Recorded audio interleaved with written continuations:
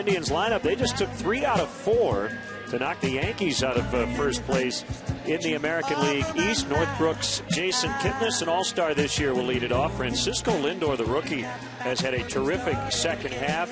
Michael Brantley leads the majors in doubles. Switch hitting Carlos Santana leads the American League in walks. Yan Gomes, the catcher. Mike Aviles gets a start in center. Jerry Sands platooning out and right with Lonnie Chisenhall.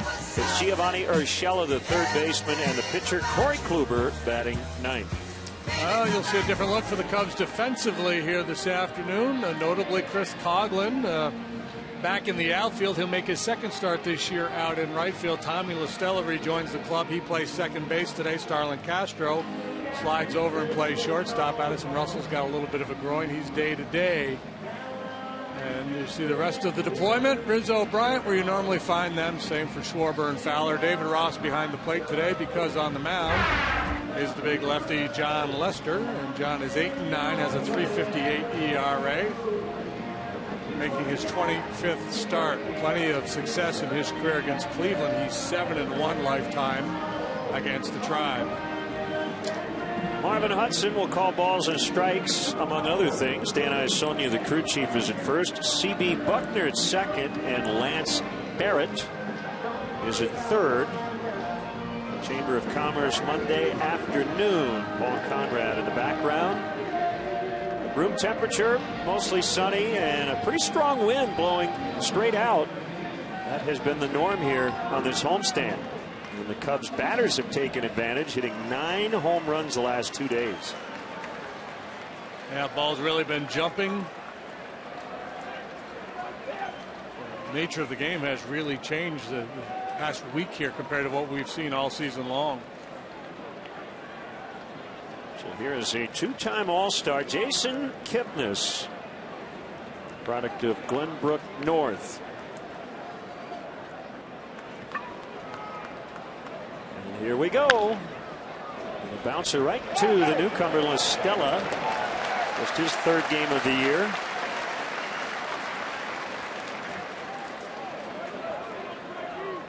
So that's a good start for Lester. That'll bring up the switch hitting shortstop Francisco Lindor, who hit a game-winning home run left-handed off Dellin Betances in the 8th inning yesterday at Yankee Stadium. His second homer in as many days. And he made history. He's the first player ever to hit a homer off Betances from the left side.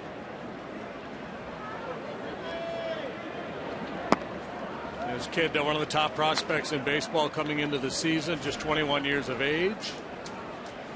There's your Mazda replay cam. Mazda, conviction, creativity, courage. This is the Mazda way. There's the game winner for the Tribe yesterday. Lindor, a switch hitter, hitting .298 exactly from both sides of the plate. 1-1 from John. Curveball, swing and a miss. Well, when Lester gets ahead in the count, he's been deadly. According to ESPN, he leads the majors in opponents' batting average, OPS, strikeout percentage, swing and miss percentage, and he is ahead in the count. So keep an eye on that today. And you have a couple of interesting notes with these two teams, and we better get them in today. Might not see him for a while. This is a one-game set.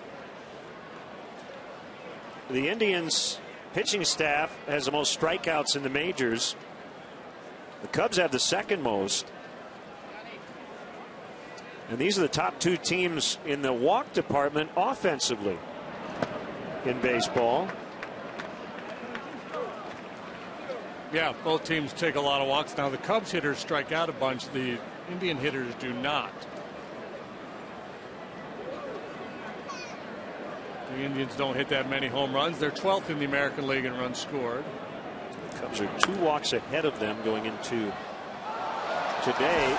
The Indians back in June won 2 of the 3 games. Cubs had that big blowout 17-0 on June 17th in Cleveland. 2 of the 3 games were shutouts. The Indians won 6-0 here on June 16th after the rainout on the 15th. Lindor strikes out. Indians are an interesting club. They have a lot of top talent. You know, the guys in the rotation, they got some big arms. They have some very talented position players. They just don't have a lot of depth. So they're last in the American League Central, but you just get the sense that they're just a couple players away from being a really good ball club. Well, and last, and they're 7 under 500. So they've been an exactly 500 team since May 1st. They're over 500 on the road. They've got the worst home record in baseball. Here's Michael Brantley. He's got 38 doubles. That leads the majors. Really has come into his own since the start of last year. Lester looking for a bounce back performance. He went just 2 2/3 against Detroit his last time out. Gave up 3 home runs and 7 runs. And took the loss.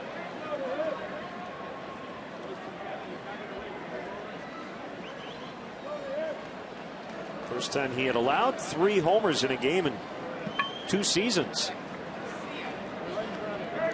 Prior to that, he had been 4-0 with a 2 ERA his previous 5 starts. Castro back at short today. And he makes the play, and the Indians go down low. Fair now at Southwest.com. They connected 5 times yesterday. Fowler with a leadoff homer in the first. Kyle Schwarber's in left. Chris Coghlan in right. So you've got all the outfielders at the top.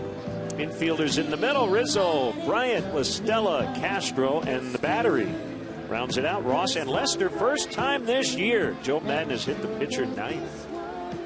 Crazy Joe. Let's take a look at the Indians defensively. Brantley left, Avila center, his second start out there. Jerry Sands will be in right this afternoon. Urshela, Lindor, Kipnis, Santana third to first. Yan Gomes. He's got a strong arm. He's behind the plate this afternoon. And 29-year-old right-hander Corey Kluber, reigning Cy Young Award winner. He was an 18-game winner last year with a 244. And a fastball for a strike. 6'4", 215. Kind of a strange year, hasn't he? Yeah, you know, the rate stats are all very similar. He's given up more home runs this year already than he did all last year. So the home run ball has hurt him. It's not like he's having a horrible year. He's still, you know, a good chunk better than league average with his ERA. It's just a run higher than what he did last year. He's got a great arm. You know, a really bad 4-start stretch late April, early May. Ballooned his earned run average. He's had an 18 strikeout performance. He's third in the league in strikeouts. Keeps the walks down. Gets a lot of swings and misses.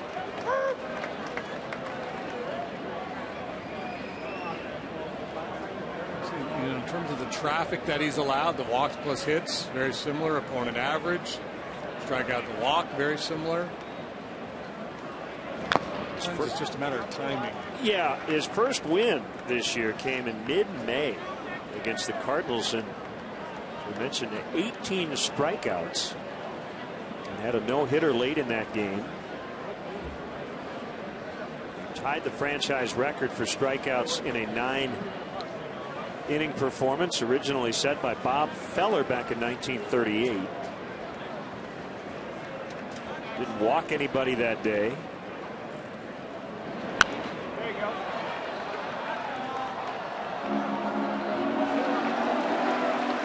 Then in his next start, he went 9 innings, gave up 1 run at the White Sox, and didn't get a win.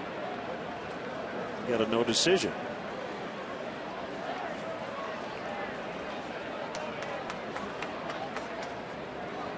Two to Fowler, and he's run it full. He'll go 92 to 96 with a fastball. He likes to sink it. He has a hard, slurvy breaking ball that he features. He'll also cut his fastball.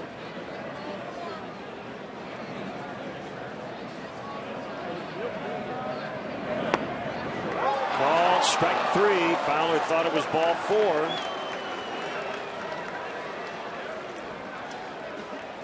Kluber needed 8 pitches to get him. For the first out, Kluber making his Wrigley Field debut. a good pitch. Yeah, well, and that's the advantage. When you throw hard with sink, when push comes to shove, you can be willing to throw the ball over a good chunk of home plate. Just keep it down around the knees with movement.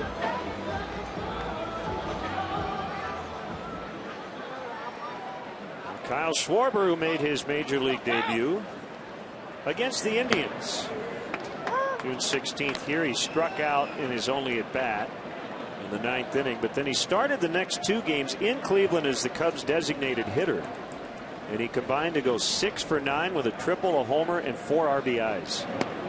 Swing and a miss. Change up there from Cleveland.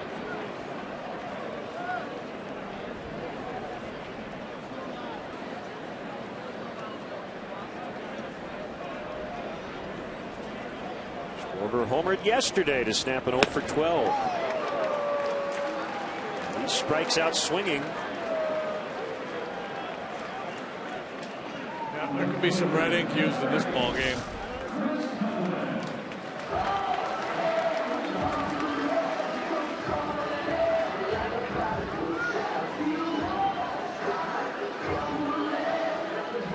Dial it up a notch today, boys. Chris Coghlan.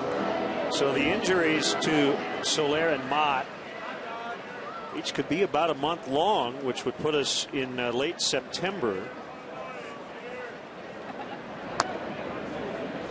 Imagine Coghlan and Denorfia will get a lot of action out there in right. Got Stella back. Take over some playing time at second base. Starlin Castro against lefties. Addison Russell with some groin tightness yesterday, but it does not appear to be anything serious. He's got a baby due. His fiance due could be giving birth as we speak, so he is away from the club this afternoon. So we wish them all the best.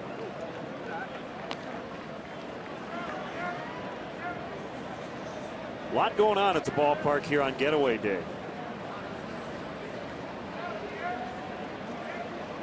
People coming, people going, people having babies. 3-1.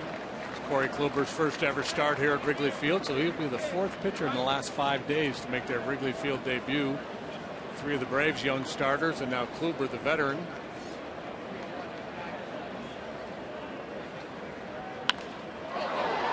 In the air, not deep, and coming on is Brantley to make the catch. Kluber matches Lester. Each way to skate, pools, patio furniture, hot tubs, and more. Everything you need to have more fun at home this summer. Peaches and Herb going to break, and the Spinners coming out of break make up Monday as the Indians are back in town for 1. Carlos Santana bounces foul. He is playing first base. Obviously no DH for the Indians. He had been DHing with Chris Johnson being acquired from the Braves. Johnson played 5 straight games at first, but then he went to the DL with a left hand infection. They think it was due to a spider bite, as he just got toppled there, and that ball actually hit him on an 0-2 pitch.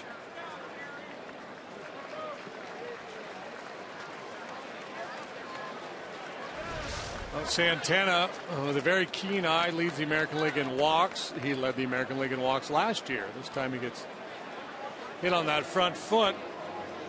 He's got the Hunter Pence look with the pant bottoms up over the knees.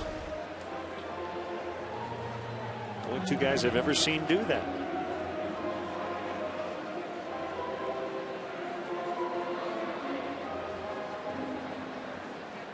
He is aboard first base runner for either team.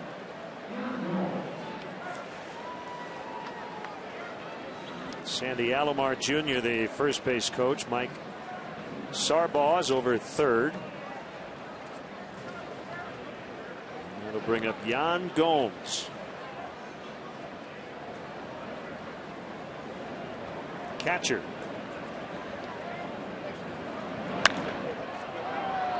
Popped up behind second.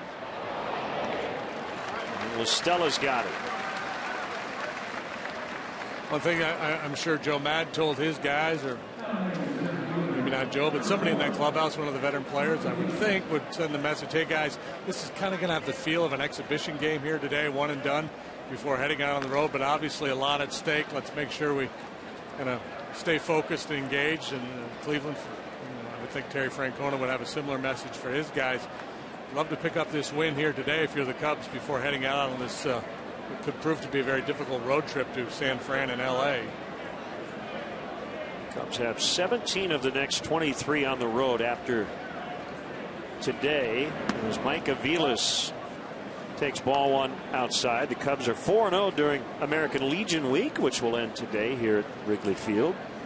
And Joe said he really liked the fact that his team didn't settle for a 2-2 split or a 3-1 series win, that they, quote, played it 4 out of 4 against Atlanta over the weekend. Aviles bounces. Bryant. La Stella. Rizzo. They go around the horn, and that's it for the Indians in the second. Scoreless early. Boot.com nationwide is on your side. Nice crowd on hand for the makeup game today, as Anthony Rizzo takes ball one from Corey Kluber.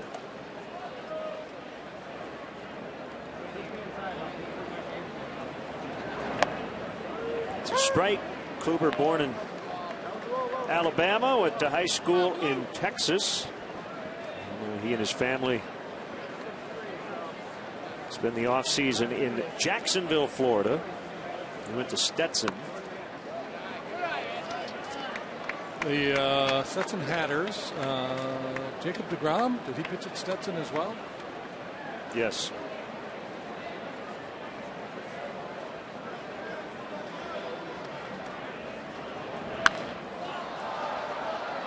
No. I don't have to look. I just said yes because it sounded right. Right. Let's go somewhere for him. I think he did. I know he hit a home run off Chris Sale in college and down there in Florida. He did.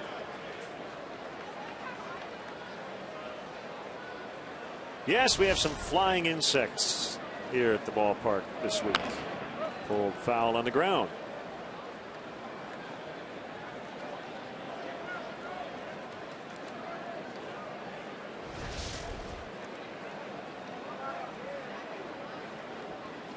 Maybe those are drones. Maybe they're advanced scouts. Baby drones. They're advanced scouts from the American League.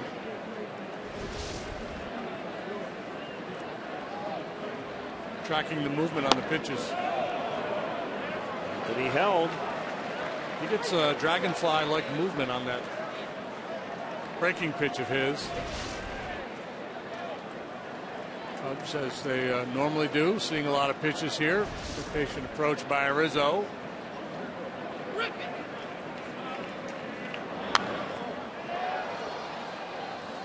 So yeah, Kluber, deGrom, Chris Johnson, I just mentioned him.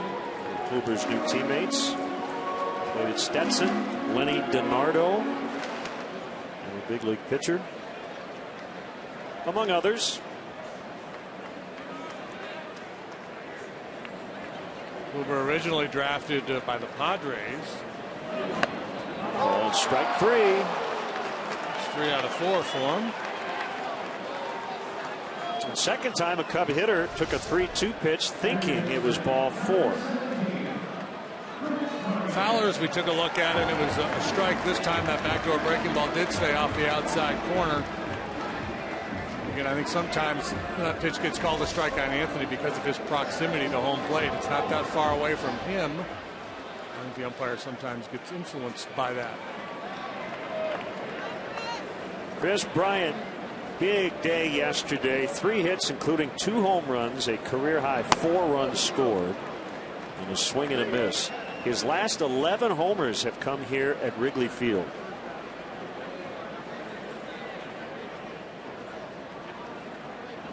No Cub in his first major league season never hit more home runs than Kris Bryant's 19. Sands in fair territory's got it. 2 outs. Hey, Cub fans, let's go. Tickets are still available for the next homestand, which begins on Monday, August 31st, and will feature games with the Reds, And those sneaky Diamondbacks. As always, visit Cubs.com to purchase tickets and get the latest game time updates. Diamondbacks are playing good ball, scoring a lot of runs. Good to see Tommy La Stella back in a big league uniform, brought up from AAA, spending most of the season on the DL. Nasty oblique strain. He started the first 2 games of the season, one at second, one at third, batted 9th, went 1 for 6, and then 19 games at AA and AAA combined, including some rehab assignment time. So he hasn't played a lot this year. Just when he got close to getting healthy, he aggravated it again. He did make good use of his time, though. He's growing a nice beard. Here's the 1-1. La Stella has good on-base skills. He'll take a walk. He's got a short stroke. The reputation is that he handles good stuff because he does have a short, compact swing. Let's see how he does against Kluber here today. And he would qualify as a guy who has really good stuff. 3-1.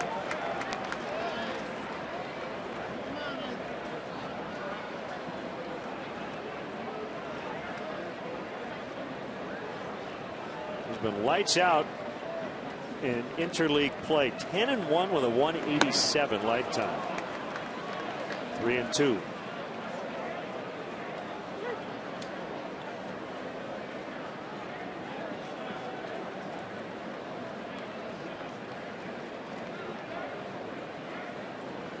Jake Arrieta like start to that windup. Not a lot of wasted movement. Pretty simple delivery. Interesting. He's kind of been the little girl with the curl on her forehead. When she's good, really good, and when she's bad, she's horrid. His last 5 starts, 3-2 with a 3.26 ERA. 3 complete games in those 5 starts, and 2 ugly ones. Swung on and missed. 6 batters in, 4 strikeouts for Kluber. A little twist on the makeup Monday. See if he can get it.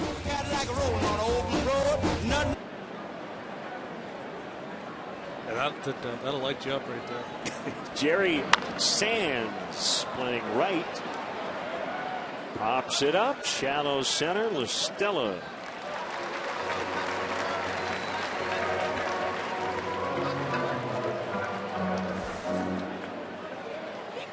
Join Joe Madden and Cub players ringside after the game September 2nd for an unforgettable night of amateur boxing. Great food and giving back to Chicago's youth. Located at the Ravenswood Events Center, Madden's main event will feature local youth boxers at various skill levels, as well as a special main event bout. For tickets and details, make sure you go to CubsCharities.com. Giovanni Urshela in his 63rd major league game. When we saw the Indians in June, just before they got here to Chicago, they'd made some changes on the left side of their infield. That's their first hit. It's a first hit for either team, in fact. They did not get off to a very good start defensively. While their pitchers were missing a lot of bats, when the ball was put in play, they weren't turning those into outs. And Jose Ramirez and Lonnie Chisenhall short and third. They replaced those guys with Lindor and Urshela, and their defense has improved considerably. Yeah. So they got swing and miss guys. They got guys in the infield that can make plays. A pretty good outfit. That's what I mean. To me, this should be a better club than they have played. Show better in the standings, I guess, is my point. Ramirez, as Kluber bunts, pops it up. And it's a fair ball, and they're going to turn 2. What a play by Rizzo. Oh, we're going to have to show that when we come back. It looked like he shielded the ball from going foul. That is a brilliant play. Likely be the MVP, but the way the Cubs have played, and we still have 40 games to go, is in the mix. A little slip out there by Sands, but now comes in and retires Castro. The speed replay is brought to you by Xfinity, your home for the most live sports. Yeah, it's, to have that package where, he's an elite offensive player. He's a tremendous defender. He's been stealing bases. He made that play the other day where he tried to run through second base on a forced play, hoping to get steal a run at home plate. So he's always thinking very creative out there to go along with all the physical skills. There's David Ross, who has caught 6 shutouts this season. He's batting 8th with Lester behind him hitting 9th. That ball hammered deep to the left and foul. No fair.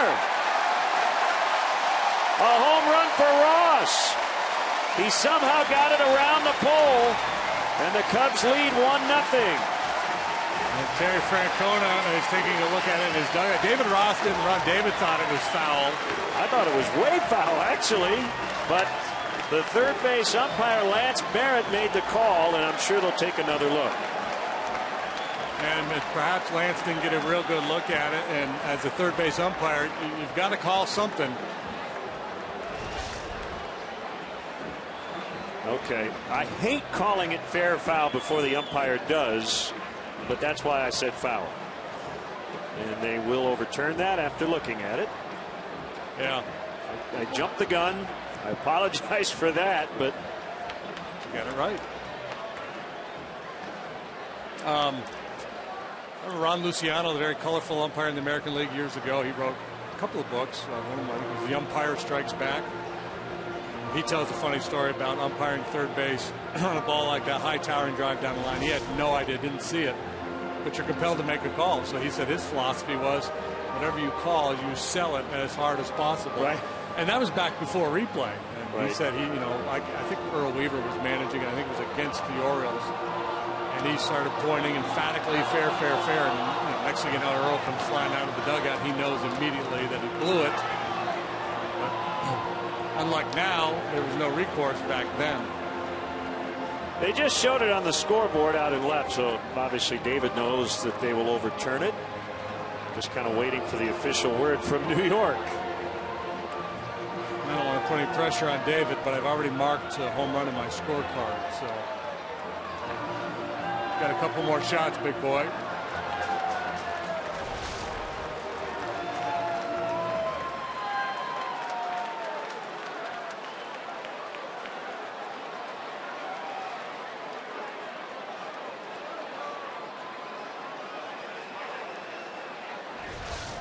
It feels like you got away with something there.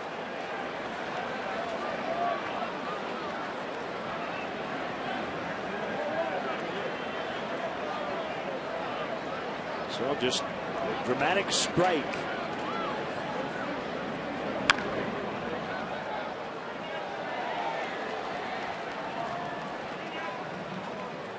Kluber in his last start against the Red Sox at Fenway allowed 4 home runs.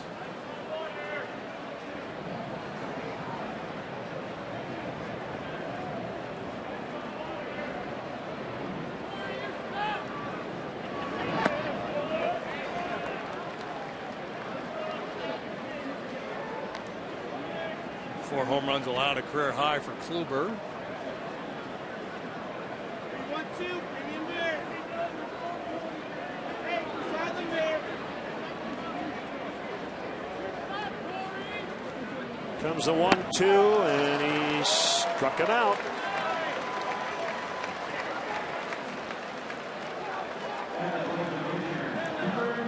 Two outs. Here comes John Lester.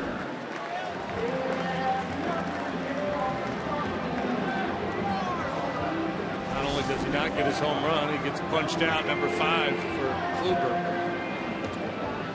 His last name appropriately begins with K. Lester 1 for 80 in his career. Snapped an 0 for 66 to begin his major league career. That was a record. The batter to start a career.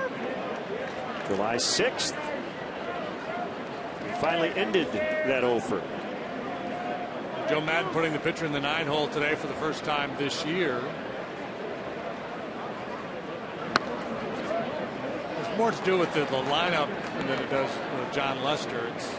He wanted some protection behind Bryant, and Tommy La Stella, a left-handed hitter, is going to provide a little bit of that in Joe's mind. So he goes La Stella, Castro, Ross, Lester to finish off the batting order.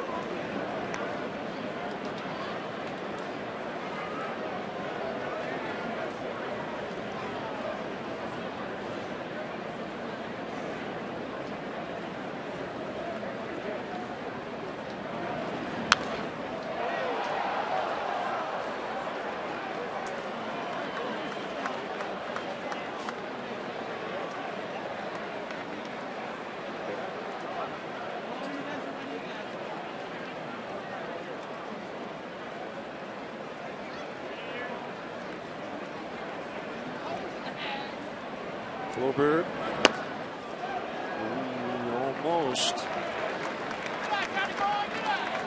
just off the inside corner, and Lester able to hold up.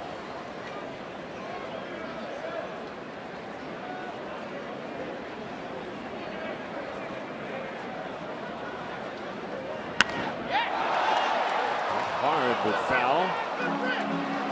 Bullpen led by Chad Noble, the bullpen coach, catcher. He doesn't move at all. And those balls come screaming through there. Zach Rosscup, we mentioned, just joining the major league roster.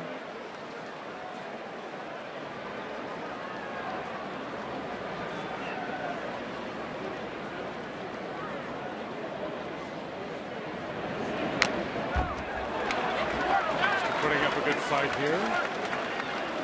Kluber, in his 6th year with the Indians, was acquired from San Diego July of 2010. Deal that sent Jake Westbrook to the Cardinals and Ryan Ludwig from St. Louis to San Diego.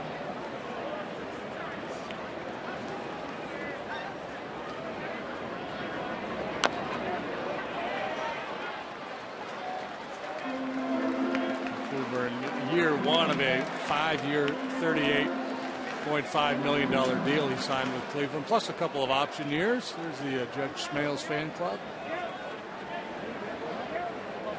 2 Smales and an outlier.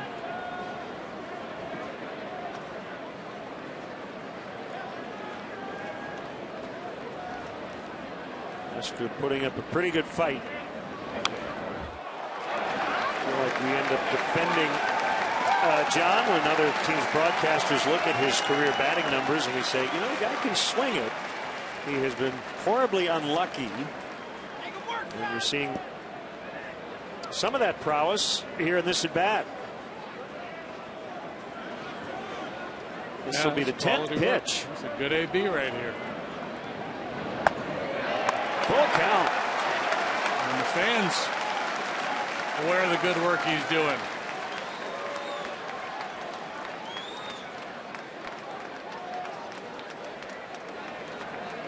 First 8 hitters, Kluber struck out 5.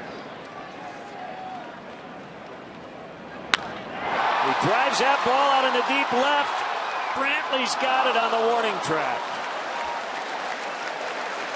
So allowed out off the bat of John Lester. The replacements to break. Obviously, we run into some good pitching. Doesn't matter how good or bad the club is. If they got an ace on the mound and he's on top of his game, they're going to be hard to beat.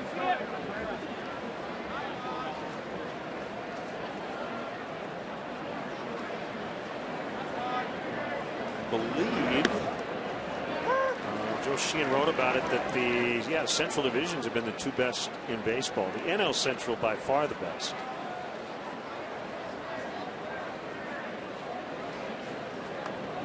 I like what you did the other day in the National League East. You took the bottom 3 teams, did the collective record. 60 some odd games below 500.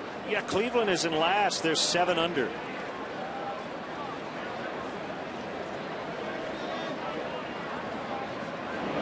Well, you remember when we had Peter Gammons up here back about mid-July, and we asked him, you asked him, I believe, what was the most surprising thing this year in baseball, and he said how the power in the game is in the middle of the country.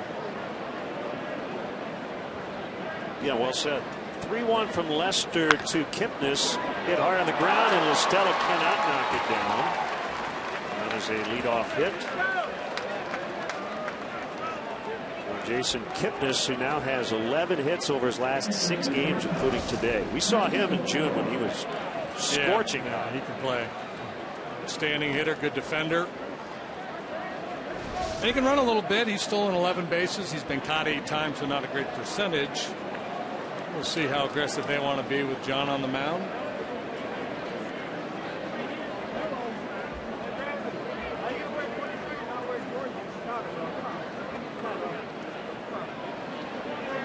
First 2 Cleveland base runners were erased with double plays.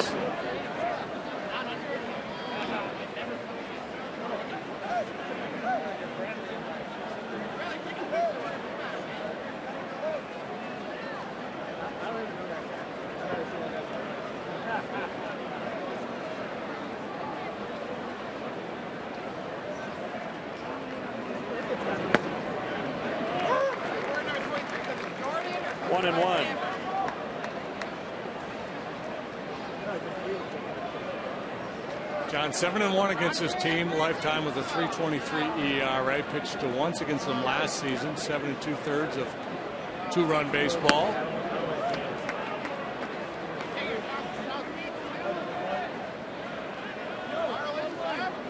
This current group has not had a lot of looks at him in terms of the individual matchups between their hitters and John.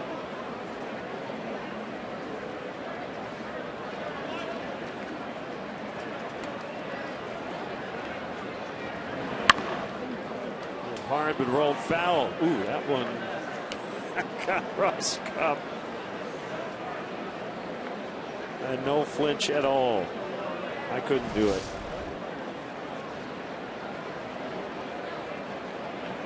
How about to not even look at it? Yeah, because if you look at it, you're going to react. Just don't let it hit your pitching arm. You talk about the power of peer pressure. A guy willing to hang in there and take one in the lips, just so he doesn't get heat from his boys down there in the bullpen. Now Zach is going inside, but he's got to smile and act like nothing happened. 3-2. Kipnis inching off first, not running, and that ball bounced foul. But Terry Francona knows John Lester as well as anybody. Pitched for him for a long time in Boston. Know about the running game. A couple of teams have taken advantage of Lester this season. Now Ross out to talk with him. And Sandy Alomar Jr. chatting with Kipnis over at first.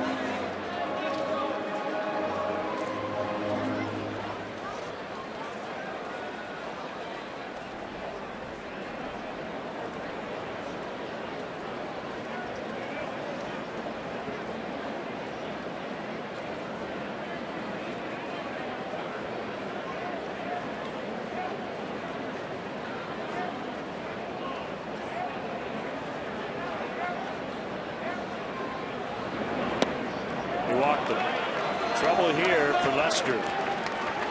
Those 2 have reached. Come out and enjoy the enhanced Budweiser bleachers. They still remain a timeless tradition in Chicago. No experience quite like it. Visit Cubs.com/bleachers to buy tickets and learn more about the available spaces. The other part of it for Tito might be the wind's blowing straight out. He probably doesn't want any mistakes made on the bases today either. You're a little more careful on a day like this. Right, and that's always a consideration when you look up and you see the flags blowing the way they are. You say, well, we don't want to be too daring on the bases and take chances. So the question becomes, how much of it is, and I think with the average pitcher, that thinking certainly makes sense. Now with John and his struggles out there, that changes the math a little bit. Line shot caught by Fowler. Tagging and heading to third is Kipnis. First and third, one away.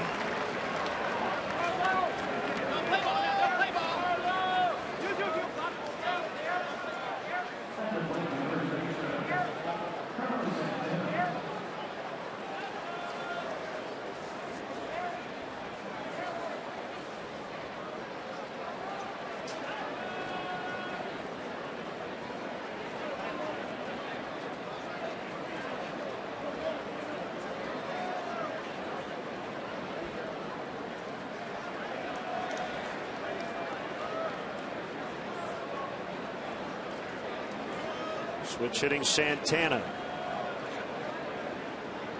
Hit his 15th home run yesterday. He hit that one as a left-handed hitter, and that's the only home run he's hit as a left-handed hitter this year.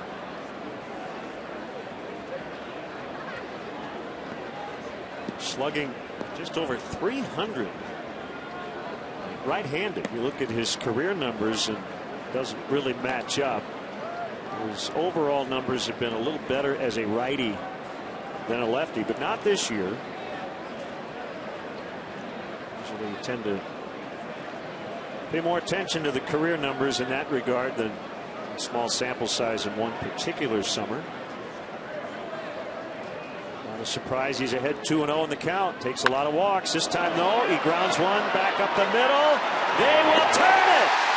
4-6-3. La Stella and Castro haven't played together since early April. And they help John Lester get out of the fourth inning. Still scoreless. Call. It was overturned anyway, so wouldn't have mattered. Terry Francona would have maintained his challenge, but those boundary calls are crew chief reviews. So both managers still with a challenge. One strike on Dexter Fowler. Nice defense. Cubs turning to 4-6-3. Actually, the last two innings. Double plays to end a threat by Cleveland. That's a perilous position for a middle infielder when he's got his back turned to the runner, but nice play by Castro.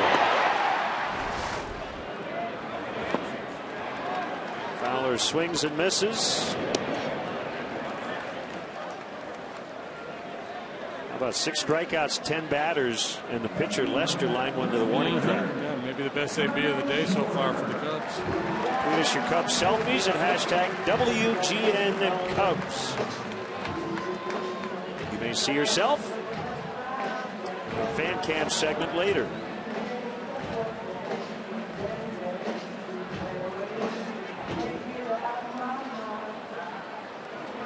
Schwarber fanned, swinging in the first.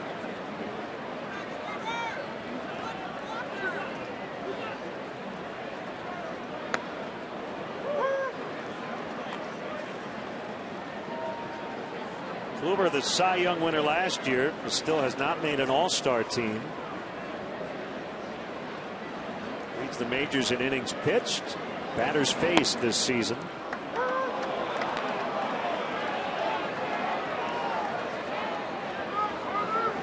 Major League leading 4 complete games.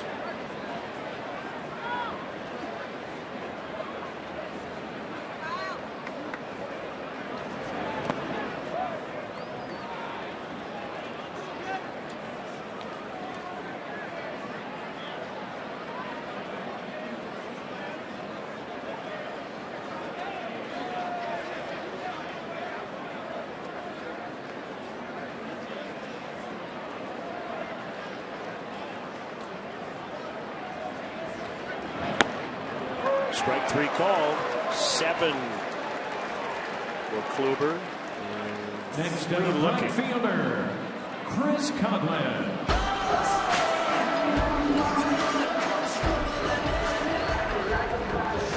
Coghlan in right today. Jorge Soler going to the DL with an oblique injury. 7th career start at right. And if you go back to his minor league days, we know he started as an infielder. He actually played more right than he did left or center.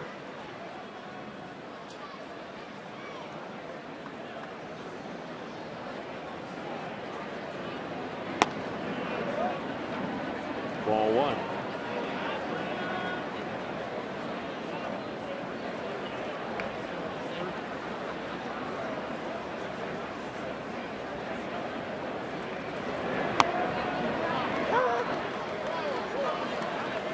About July 30th of last year, Corey Kluber needed 85 pitches as he beat Felix Hernandez and the Mariners 2-0. See that Greg Maddux type performance too often anymore. Especially for a guy who racks up so many strikeouts. The delivery reminds me a little bit of Chris Carpenter, the former Cardinal. Carpenter threw more of a traditional curveball than Kluber does. So for a time there, the Cubs were having a good bit of luck missing aces. That hasn't been the case lately. They caught Sale, they're getting Kluber here, and they'll see at least 3 of them on this next trip. He just struck out the side. 2 hits, both belonging to the Indians. As Corey Kluber has no-hit the Cubs through 4 on 8 strikeouts. 1 strike on Yan Gomes.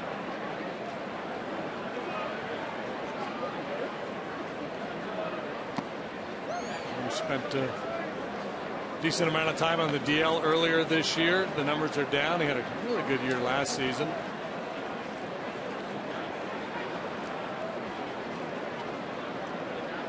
In Sao Paulo, Brazil, went to high school in Miami. Barry University and the University of Tennessee. He's 28. 10th round pick of the Blue Jays in 2009. Over with Mike Aviles November of 2012 in exchange for Esmail Rogers, a pitcher. Bryant will charge it. High throw, but Rizzo stays on the base. Step aside and see what's coming up on WGN.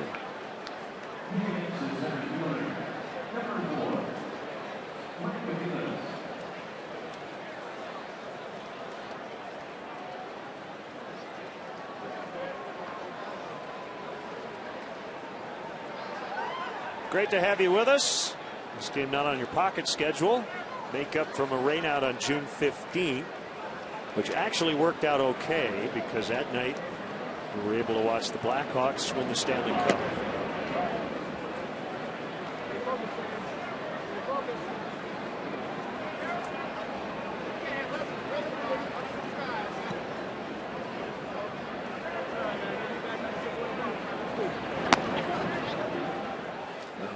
Will head out.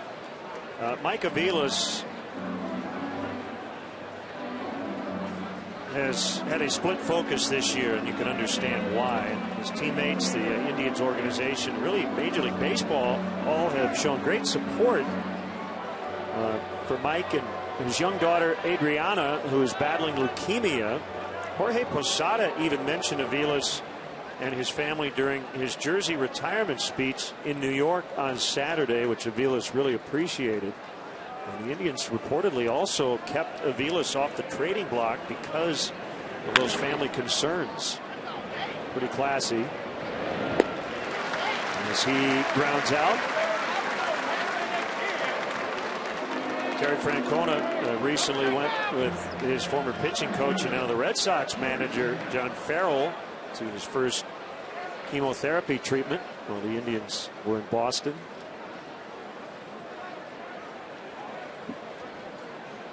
Not too many people more well respected in this game than Terry Francona. Yeah, he's one of the best.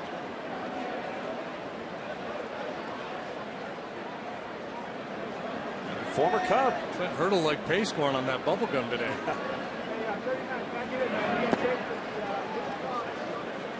Want to send out happy birthday wishes to Eric Thorne. And I guess now your wife has to take you out to dinner, Eric, according to your tweet. 2-0. So what was the deal? If he got his name mentioned on TV, she would take him to dinner? Apparently.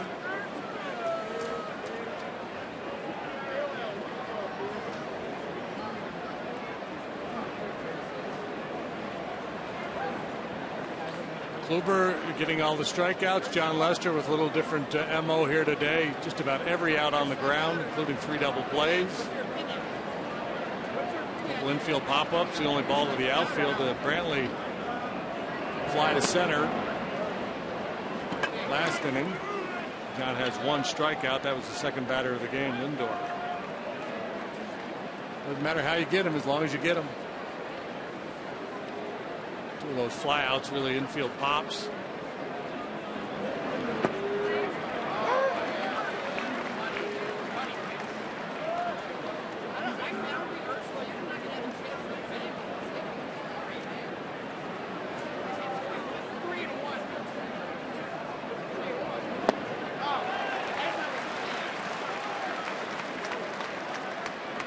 3-2 on Sands. Dodger, Ray, Indian.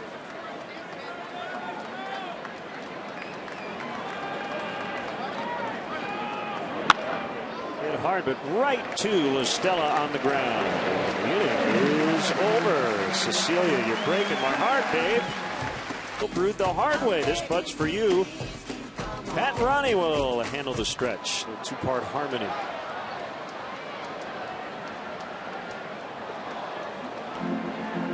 You retweeted his ESPN stats and info.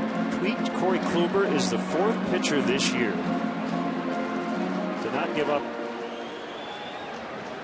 a base runner through 4 innings 3 times. Can you name the other 3 pitchers to be perfect through 4? Shelby Miller? Nope. Jake Arrieta? Nope. Chris Heston? Max Scherzer, of course. Kershaw and Madison Bumgarner. Yes. And nailed that. You guys are pretty good. It's Absolutely. like Barney Fife with the preamble of the Constitution. We killed that. Anyone? Bueller?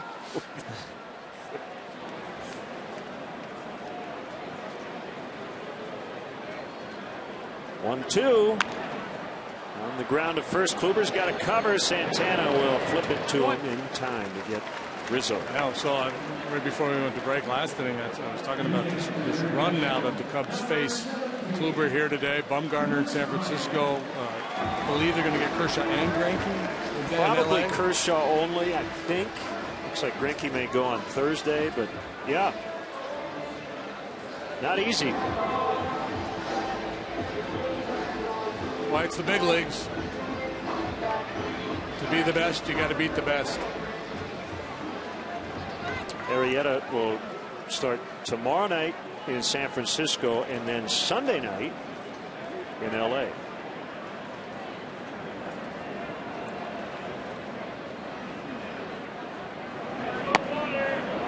Strike to Bryant.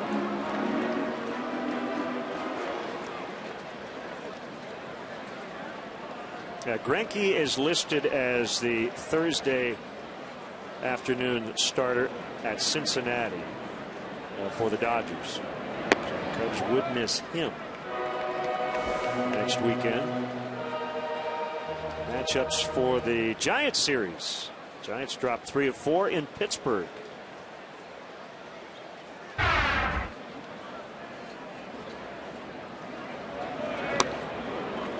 Cubs will go to San Francisco either up 6.5 or 5.5 on the Giants.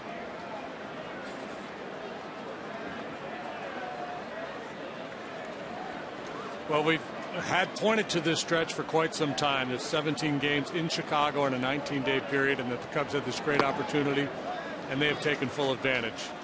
Played great baseball. A little bump in the road with that 2-game set to a setback against the Tigers, but look at this remarkable turnaround since July 26th. Gained 8.5 games on the Giants. Unfortunately, Pittsburgh keeps winning at a pretty good clip too, so they really haven't been able to make any ground on the Pirates. So Bryant strikes out. I guess he swung at it trying to get out of the way.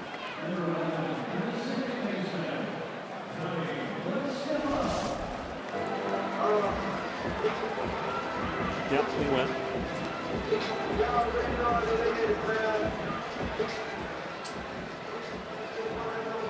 Nine now for Kluber. Filthy stuff today from the Indians right-hander. Here's La Stella. Welcome back to the big leagues. You get to face Corey Kluber. Yeah, one of those good news, bad news things. You're going back to the big leagues, and your mission, should you choose to accept it, get a little something done against Corey Kluber here today.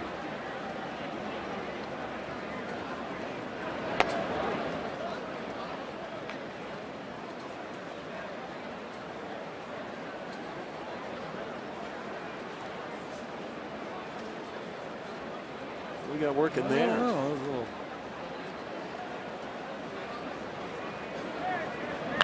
Couple meet. Popped him up. And Santana has to backpedal to make the catch. Corey Kluber has been perfect through.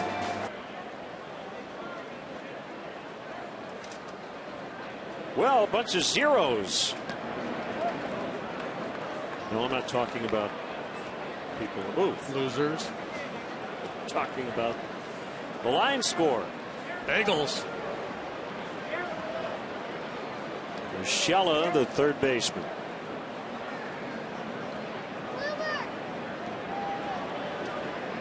He's been overshadowed by Kluber, but as you said, they've gotten to the same place different ways.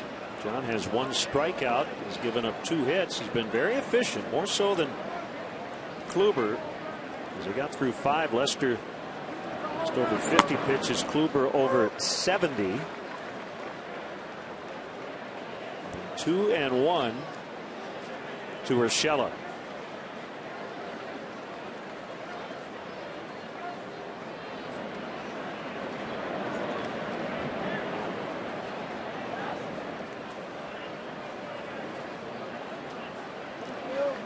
John taking a little extra time before starting his windup there, so David Ross asked for timeout just to reset, get him back into rhythm.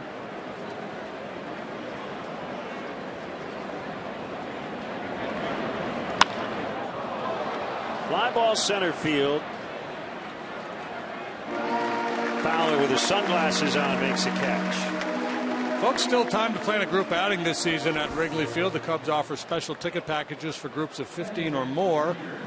Exclusive benefit options including parking and Wrigley Field tours. For more information, visit Cubs.com/groups.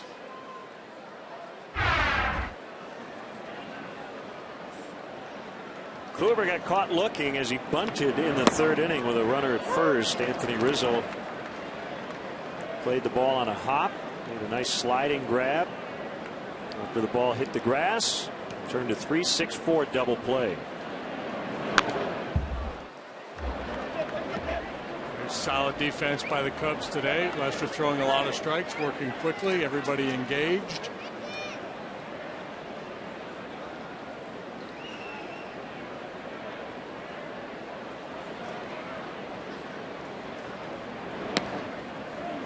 Just on a curveball outside, 1-2. Well, we got a long way to go. We're in the 6th inning, but with the wind howling straight out, goes to show you if you pitch well, you can have success even on a day like this. His 2nd strikeout of the afternoon. And let's step aside and see what's coming up on WGN.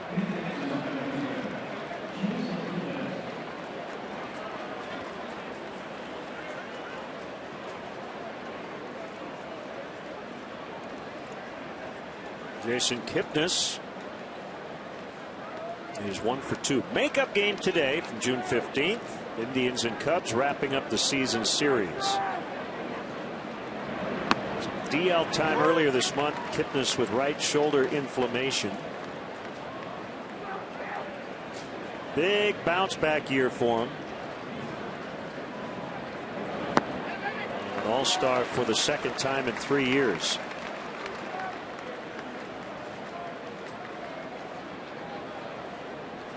Unique start there as he points that bat back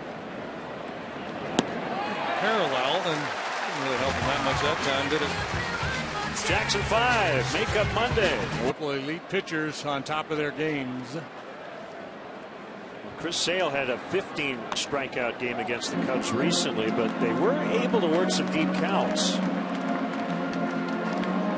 He starts the 6th with 72 pitches so far.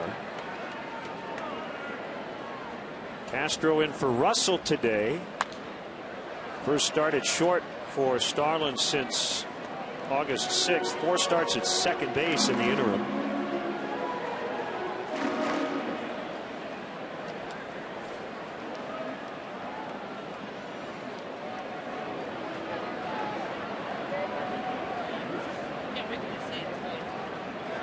There's a 1-1.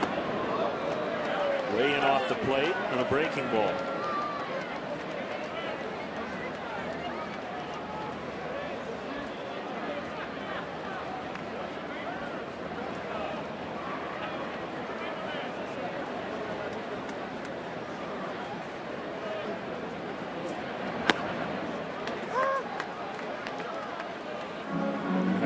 see Popular Mechanics? I do not. Kluber was on the cover of the April issue this year. It's a pitching magazine, huh?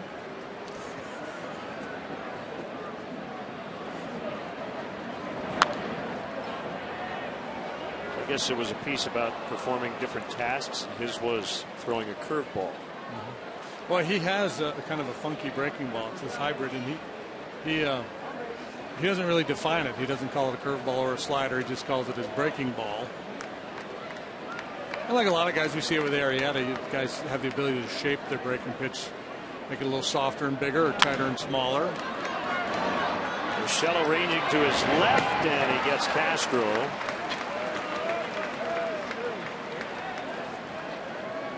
Take home a game used or autographed item and help benefit Cubs charities. Cubs Authentics is the premier outlet for all MLB authenticated Cubs memorabilia. Visit Cubs.com/authentics to bid on weekly auction items and to pre-order game used bases and baseballs. The Cubs will donate net proceeds from the sale of Cubs Authentics to Cubs charities.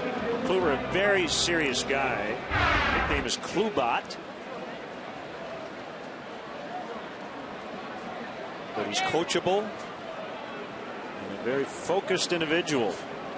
He's been on his game. Cutter, swing and a miss by Ross. David hit a blast to left in his first at bat. Originally called a home run, but clearly foul. And he ended up striking out. Got that prototypical big power right-hander's body, 6'4", 215, kind of like Arrieta. Sturdy guy.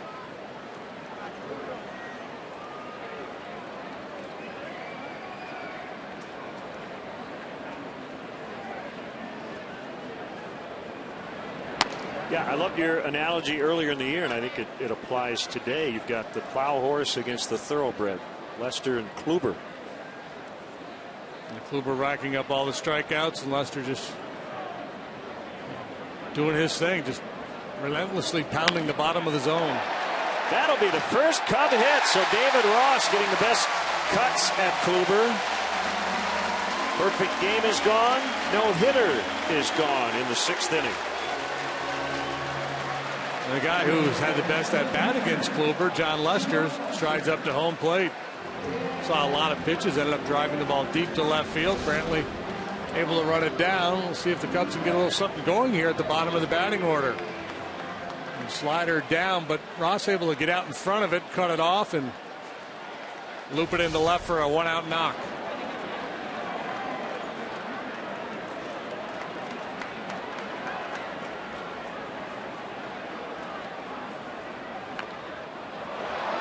Ended up being a good bunt by Lester. A defensive jab at it, but it worked.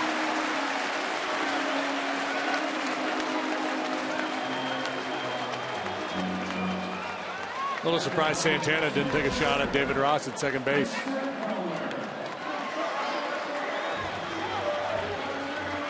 Pretty impressive to get that bunt down.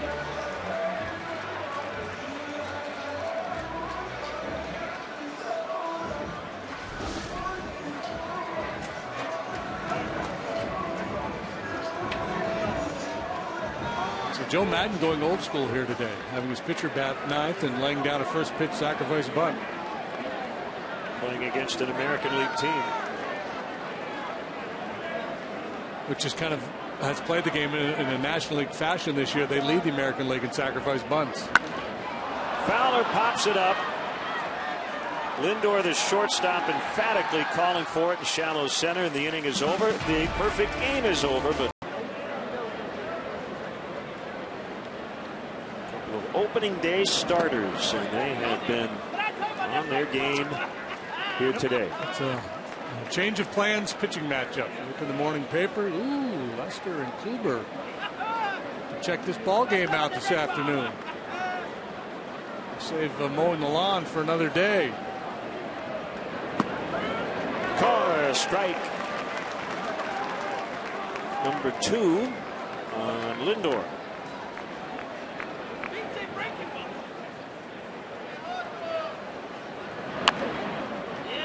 Kid's been on a nice roll. He's hitting 16 of 18, batting better than 400 in that stretch. In Puerto Rico, went to high school in Florida. He is 70 days older than Addison Russell. He's 21. He went one pick ahead of Javier Baez in the old 2011 draft. He went 8th overall. Yeah, I think Baseball America had him as the 9th best prospect coming into this season. It's outside. Baseball America, Baseball Prospectus, one of those. Something with baseball in the title. One of those people that rate prospects. Everybody had him up there among the best in the business. Swing and a miss. Strike 3. Was that a changeup? Yeah, it was a changeup. Well, it was a good one. 3 in a row now. 4 on the day for Lester. It was well deployed. Outside part of the plate. Downward action. See the grip. And the flail.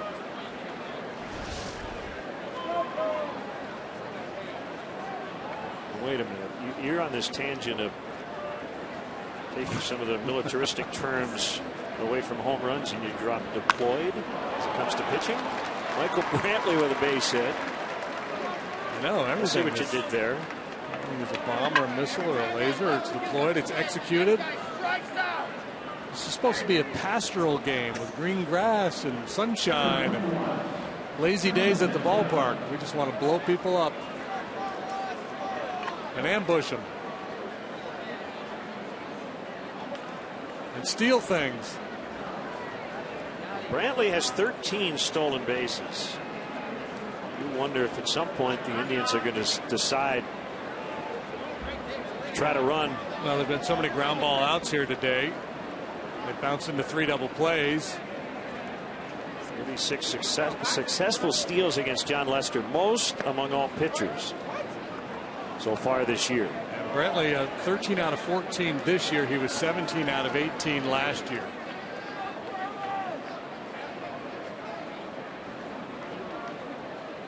Does not have a very big lead. In fact, I don't think any guy who's been on base, there haven't been a lot of them for the Indians, has looked Runnerish at all like he wants to run. I'm with you. Kipnis measured a decent lead, but there was nothing in his body language that led you to believe he was thinking about going anywhere.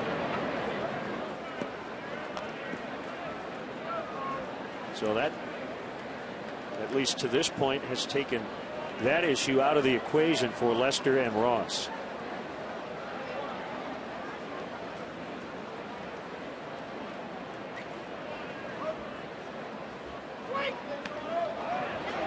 Throw to first, just to let Brantley know Ross is paying attention to him. 3-1.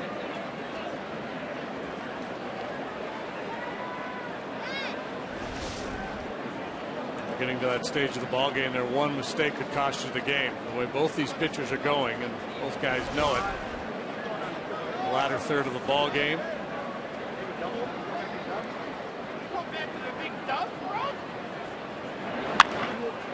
Bouncer to La Stella, the feed to Castro, relay out at first. Double play, inning over. The 3rd inning ender, actually the 4th for the Cubs. Time now for the stretch. It's brought to you by Budweiser. All right, nice and loud. Let me hear you. You ready, guys? There we are. Here we go. A 1, a 2, a 3. Take me out to the ball game. Take me out to the crowd. Buy me some peanuts and Cracker Jack. I don't care if I ever get back for its fruit. Root for the Cubbies. If they don't win, it's a shame. For it's 1, 2, 3 strikes, you're out at the old ball game. Hey, let's get some runs.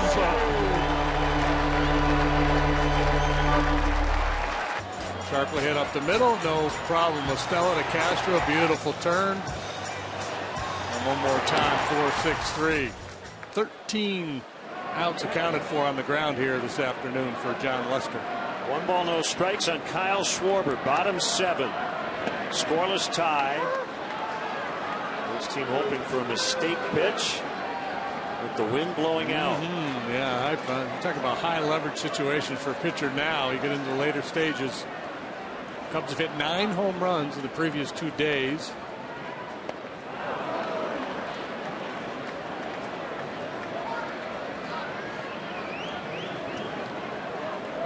It's a little breezy today. In the west, it's 16 miles an hour when the first pitch was thrown, and it seems to be gusting right now. Just blew it past him. A hat trick for Schwarber. Time for today's Honda game summary. Well, it's been all about the pitching, and there are the pitching lines. Schwarber with the strikeout pitch going. He's got 10 of them now at 6 1/3. Jon Lester, 7 shutout innings, 1 walk, 4 punchouts. Honda Dream Garage Sales event now at your Honda dealer. Schwarber becomes the 9th pitcher to strike out 10 or more Cubs in a ball game this year. Coghlan playing right. So, yeah, here's one for you. 9 pitchers have thrown a game of 10 or more strikeouts. One guy's done it twice to the Cubs this year. 3 of said pitchers, strikeout pitchers, have pitched no hitters this year. Obviously not all of them against the Cubs. Chris Sale twice struck out 10 or more Cubs in a game, including 15 last time we saw him. I'm not going to give you the hints on the 3 guys that have thrown no hitters this season who have had double-digit strikeout games against the Cubs. So there have been 5 no hitters total, right? Well, I believe so. So I just have to come up with 3 guys who throw no hitters. Like Fires. You are correct, sir. Cole Hamels. You are correct, sir. That was in the same game. I'm missing one. You are. One of the same guys I missed when you gave me a quiz earlier. Madison Bumgarner. No. Coghlan into the left field corner. He's trying for 2. And the throw by Brantley is offline. Max Scherzer. You got it, sir. And Chris Coghlan's got it going here with a 1-out outfield double. Boy, he's done so much good work the other way. Not just him, the entire Cub team. That was the theme yesterday. Opposite field home runs. This is that 2-seamer running away from Coghlan. And he just pings it the other way for 2 bases. Couple of shots here to get the lead. And you got Rizzo and Bryant due up.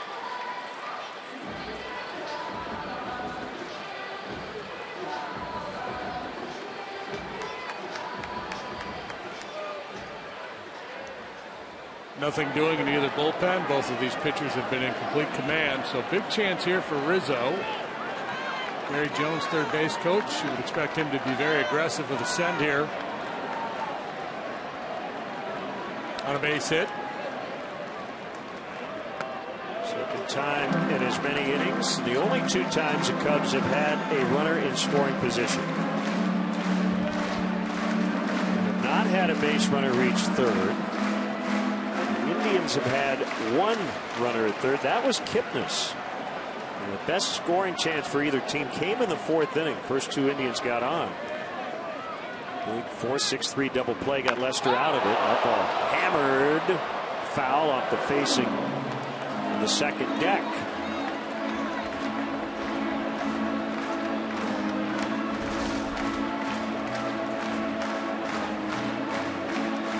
Looks like he got underneath that cutter a little bit. It didn't have that darting action. It stayed up and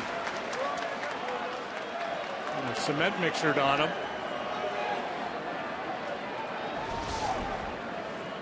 I think he'd be awfully cautious with Anthony in this situation. 1 and 2 on Rizzo.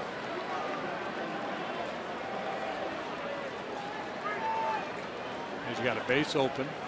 Got a right-handed hitter on deck, albeit a dangerous one, but right-handed hitters hitting just 195 against Kluber this year.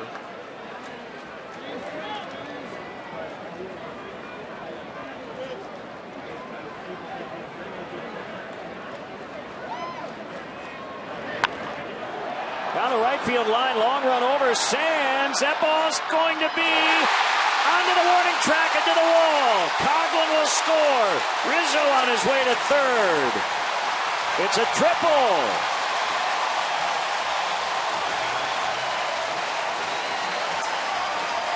Who would you rather have?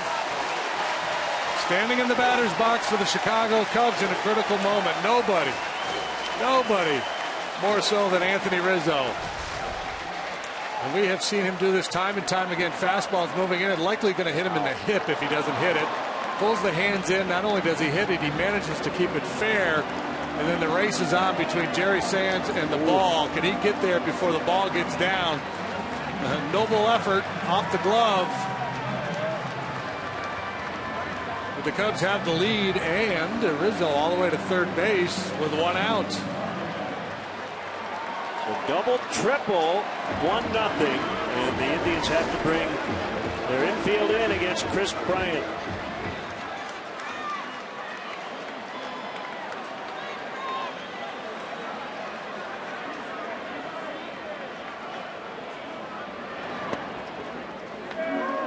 Ball strike.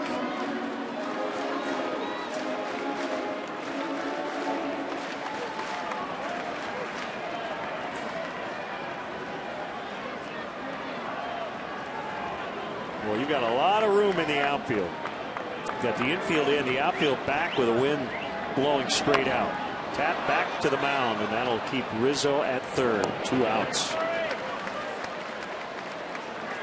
This is good stuff, man. Old-fashioned pitcher's duel here. Both these guys working really hard, and nobody up in either bullpen. Both managers liking what they see from their guys.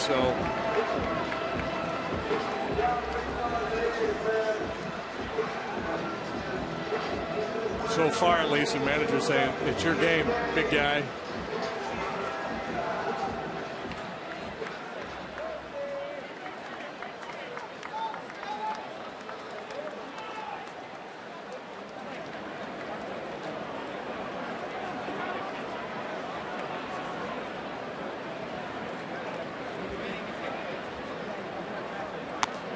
Side to La Stella.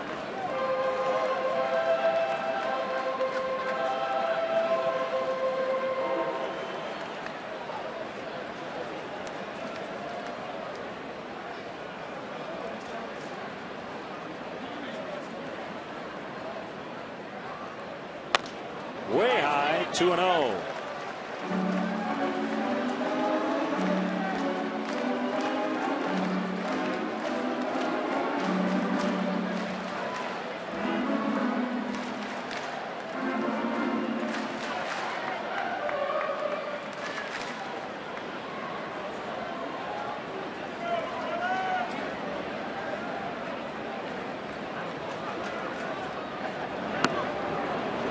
It's a strike.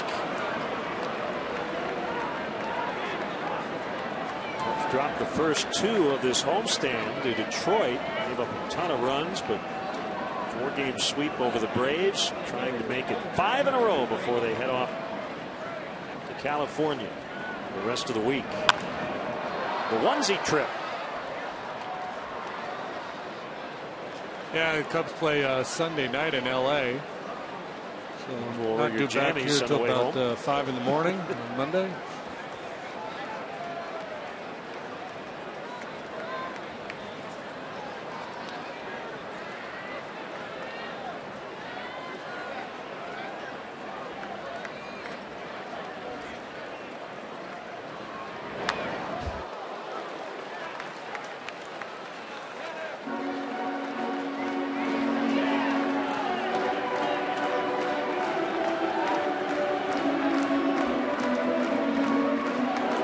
Kluber retired the first 16 men he faced today. He was perfect into the 6th, and he's now trailing in the 7th. That's how good John Lester has been.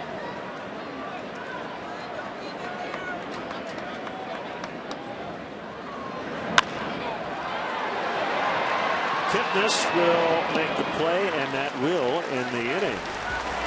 Go ahead, RBI triple for an MVP candidate. Anthony, visit Cubs.com/waiting list. 8th inning. John Lester is still in there. The low pitch count. A 1-0 count on Yan Gomes. Rizzo with the RBI triple after Coghlan had doubled.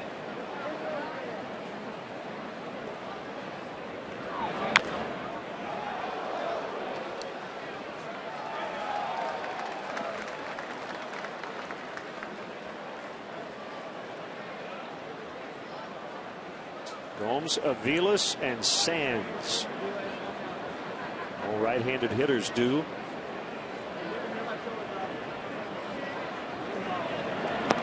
Swing and a miss, 1-2. Zach McAllister's up in the Cleveland bullpen. Former Cub Jason Beret is their bullpen coach.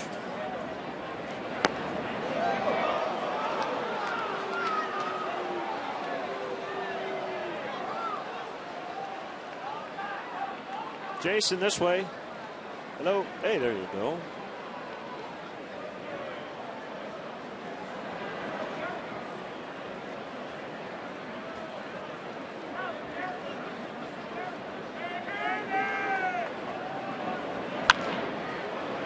Would line the other way for a base hit.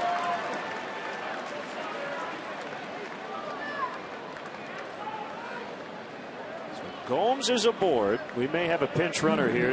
Terry Francona is looking down the dugout, and it will be Jose Ramirez, the aforementioned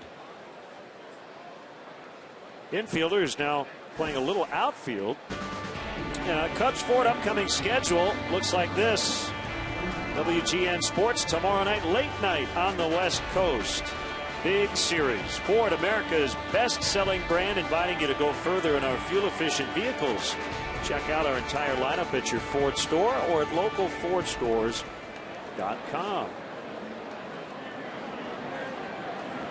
Aviles bunts. He pushes one right to Rizzo, and he'll tag Aviles with Ramirez advancing.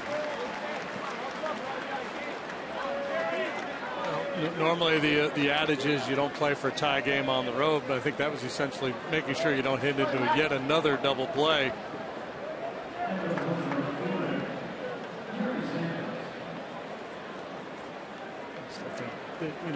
The one thing that Terry might regret after this ball game, if things don't turn in his favor, is trying to implement a little more of the running game earlier in this ball game.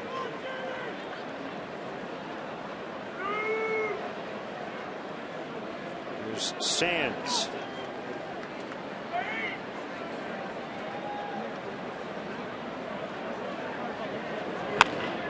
The ground ball is short, and Ramirez quickly back to the bag as Castro makes the play to first. Another ground ball out. 12 times already this year, John Lester has pitched at least 7 innings and allowed 2 earned runs or fewer.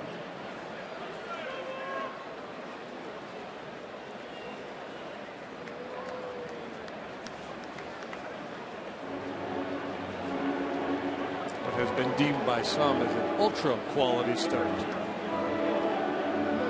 Was that you? No, I was reading about it. I actually have Peter Gammonsdaily.com had a story. Ultra quality start. Ultra quality start. 7 innings or more, 2 earned runs or less. Okay, I like it. John among the leaders in the National League in that department.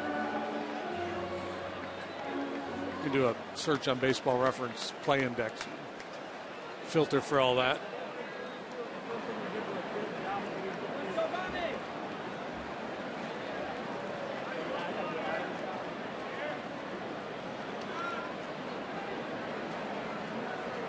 Urshela with a tying run at second and 2 outs. And strike 1.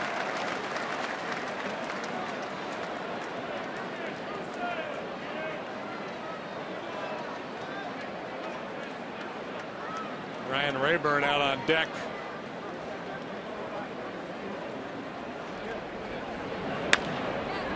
Castro again. Go to first. That's it. Indians done. Distance. Roberto Perez takes over behind the plate after Gomes was lifted for a pinch runner. Corey Kluber will continue on. Cubs hoping he gets an 8-inning complete game loss. Strike on Starlin Castro. There is nobody up in the Cubs bullpen as Jon Lester threw 8 is at 83 pitches.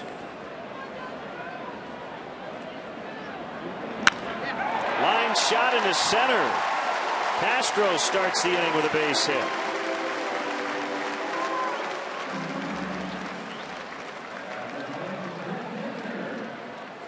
This is the second time Lester has gone 8 innings in his 25 starts this year. The other time was on July 29th, a 3-2 win over the Rockies. Struck out 14 that day. Made 117 pitches. That tells you how different today has been. Much more efficient. And those double play balls, as you mentioned, have helped a ton.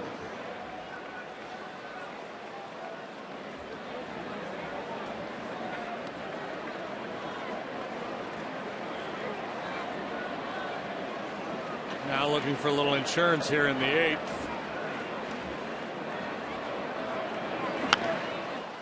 Ross pops it up foul and to the seats. That run the Cubs got in the 7th inning, the first time they've scored against the Indians in this ballpark in 2 tries this year. And shut out on June the 16th, 6-0. Kyle Crockett has joined Zach McAllister.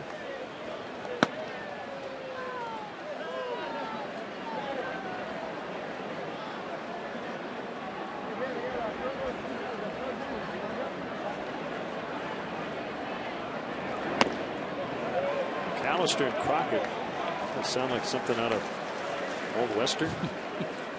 There was a relief pitcher a few years back named Daniel Boone, Dan Boone. Boone and Crockett on the same club.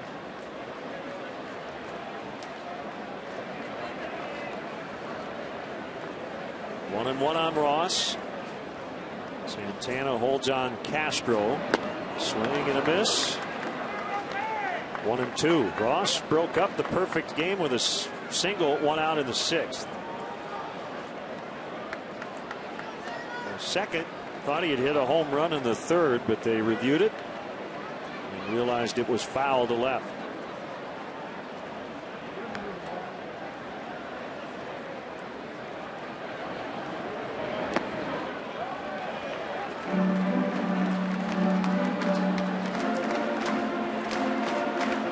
Kluber, the pace he's on, JD, he's going to reach 200 innings before we get to September. Yeah, 186 2/3 innings prior to this one today.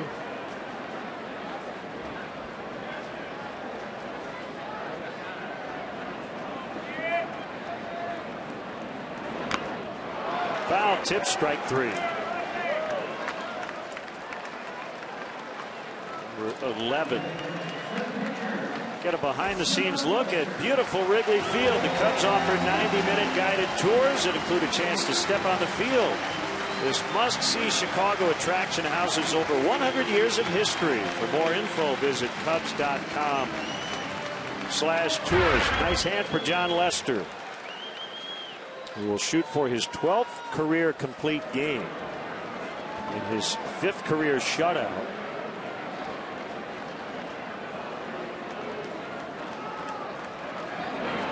Squares to bunt, takes ball 1.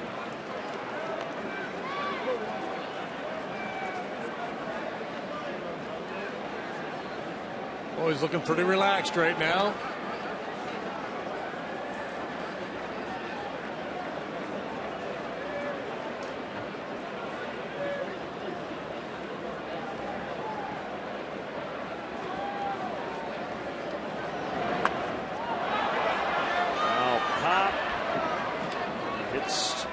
The bricks.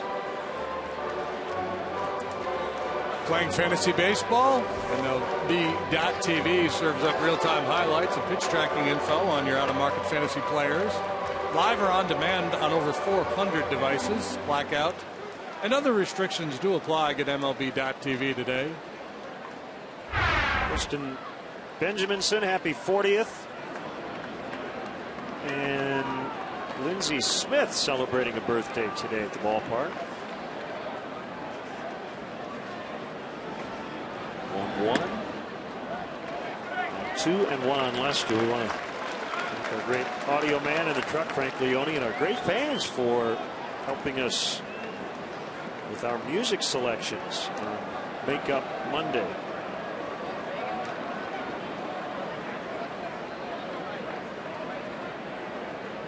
Marcella in at third, but the ball will be picked up by the first baseman, Santana. A couple of sack bunts today for Lester. He's doing it all, isn't he? Pitching a lights-out game. He's had 3 very successful plate appearances.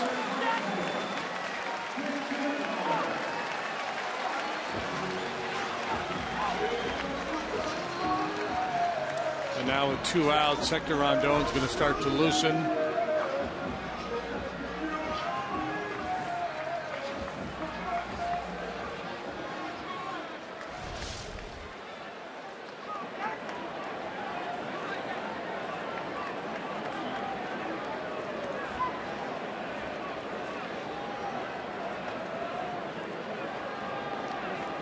Yeah, in a 1-run game, no matter how good your starter has been, you have to be ready to react. You got to be set in your bullpen just in case.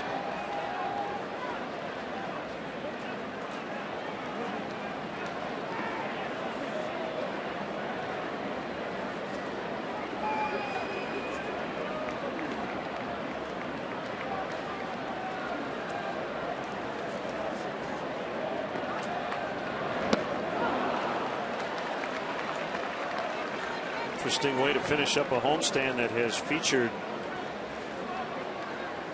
a laser show every day. Yeah, this is kind of like seeing a 1-0 game at Coors Field. The way the wind is blowing out here today, this is the last thing you would expect given the conditions and given the starting pitchers. It's more understandable.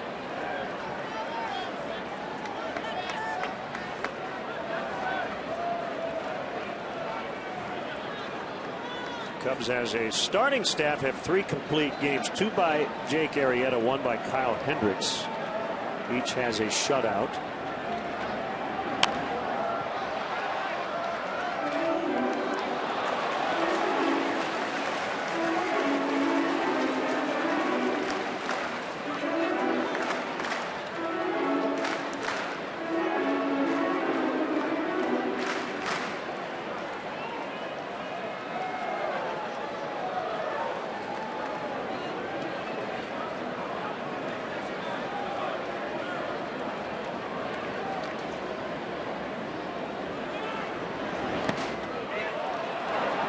Castro will hold. 1-2 to Fowler.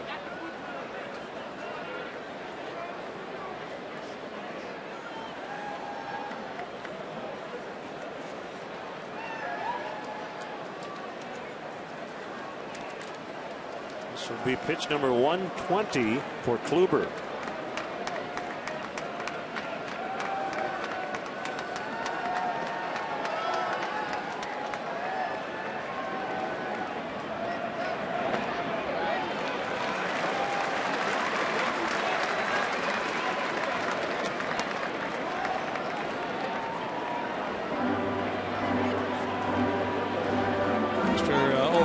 Here today. The 3 hits yesterday led the ballgame off the bottom of the first with a home run. He has a .464 on base percentage since July 2nd. It's the second best in Major League Baseball in that time. Grind here for all the hitters today.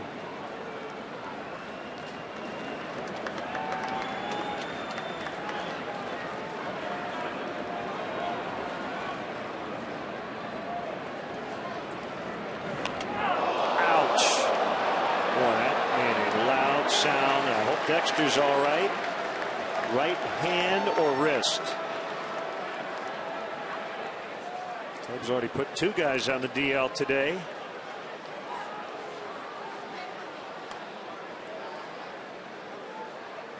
That might be it for Kluber as well, as Terry Francona is waiting until Fowler's situation is sorted out. I think part of it hit the knob too. It hit his hand first.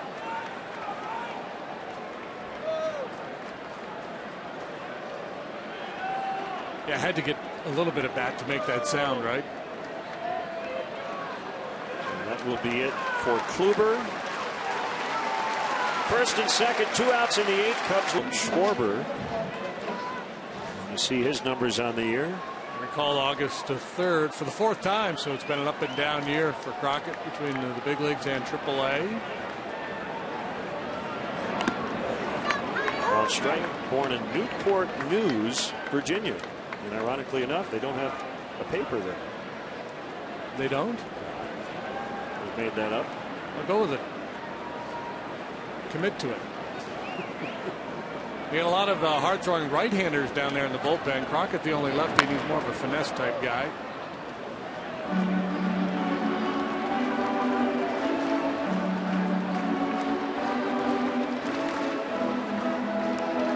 Fourth-round pick of the Indians, June of 2013. So he hasn't been at this for very long. Went to the University of Virginia.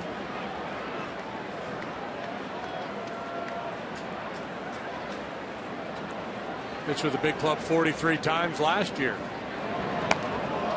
man, that one right off the knob. Or just above the hands, perhaps.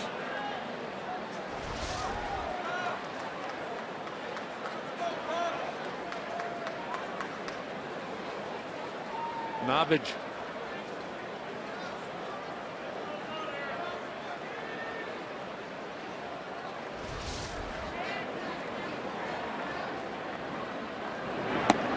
Swing and a miss. Tough day for Schwarber at the plate. But the Cubs lead 1-0 as we head off. Ball outs. Herrera in for defense is second. Ryan Rayburn just got hit. On the very first pitch, it was a curveball. So Lester, with their tying run now on base, nobody out. And Abraham Almonte, been playing every day in center, out of the lineup today. He's going to pinch run for Rayburn. Lester trying for the complete game shutout.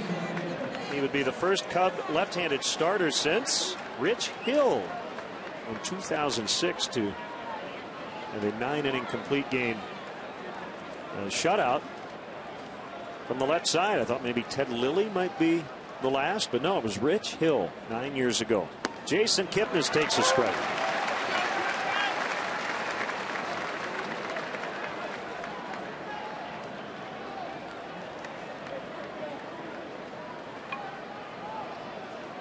Kipnis, left-handed hitter.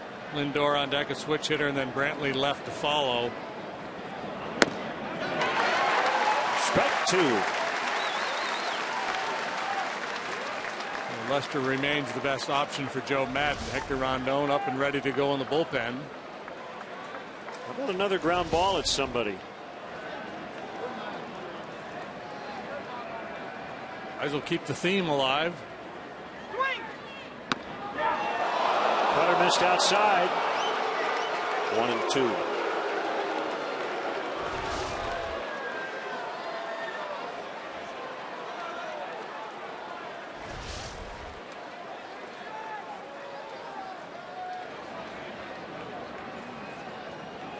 Short lead by Almonte. Swing and a miss, strike 3.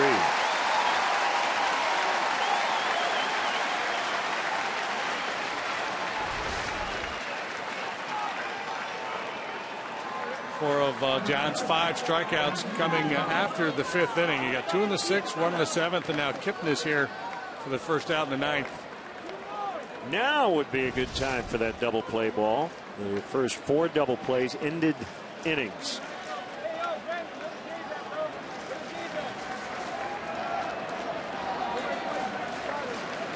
Return one here would end the ball game. Tapped. Ross, no play. Goes back to second just to make sure Almonte hadn't gotten by the bag. Well, they got the ground ball, but not one anybody could do anything with. John Lester wanted no part of it.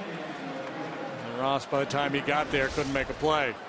Normally this would be the pitcher's play, but John, with his difficulties throwing to the bases, decides to back off.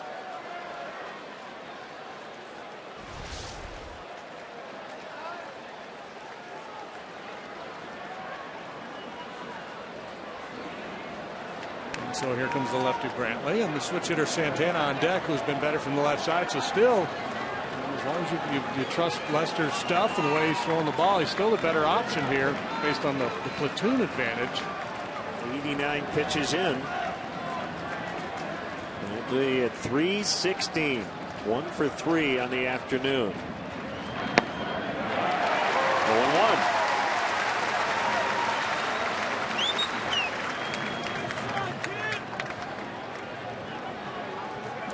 Make sure you leave your feet on the infield to knock the ball down. That's the tying run out there at second base.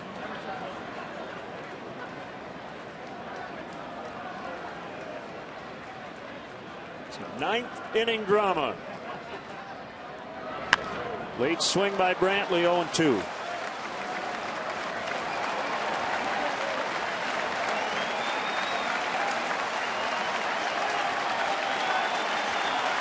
$36,283 in the ballpark today.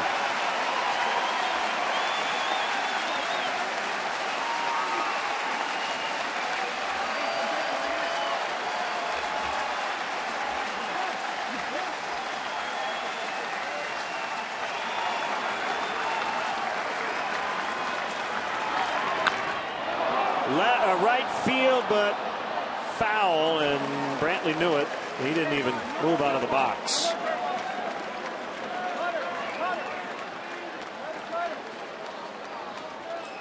The wind is gusting to right.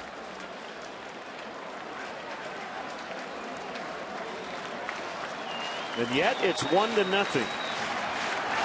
can throw that hard breaking ball down and away, maybe get him to roll over, a little too hopper to Herrera.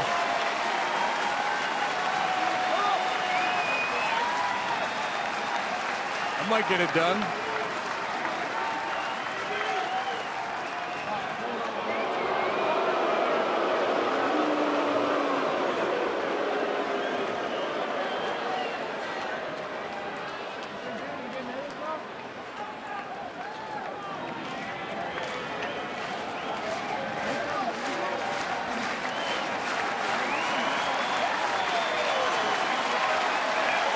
Mr. Ready. Deep breath. 1-2.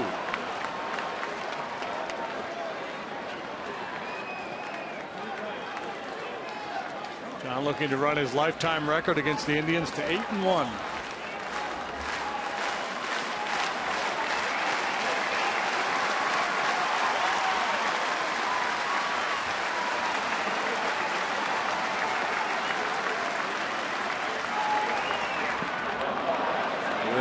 Down by David Ross. The ball gets by him at second and third.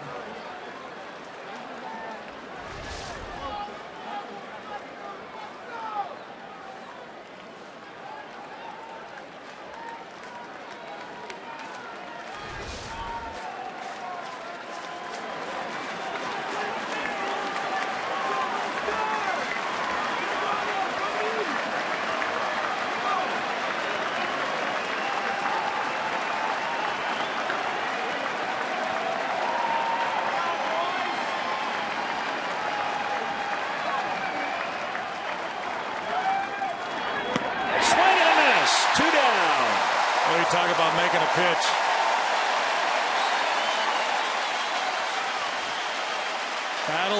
Battled. Couldn't finish him off with the breaking ball, so he comes with 94, sliding out the outside corner. Brantley a little tardy.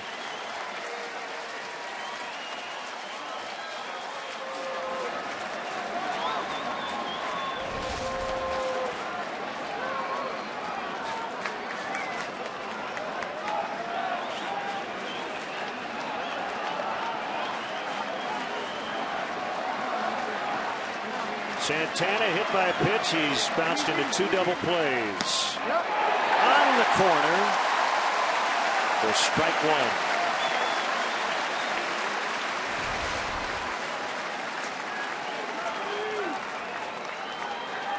I guess. Well, Ross set up out there. Lester hit his spot. Right. Hudson was convinced. Into left base hit. Schwarber up with it. Almonte will score. Throw to third now. And Lindor is safe. 1-1. Carlos Santana has tied it.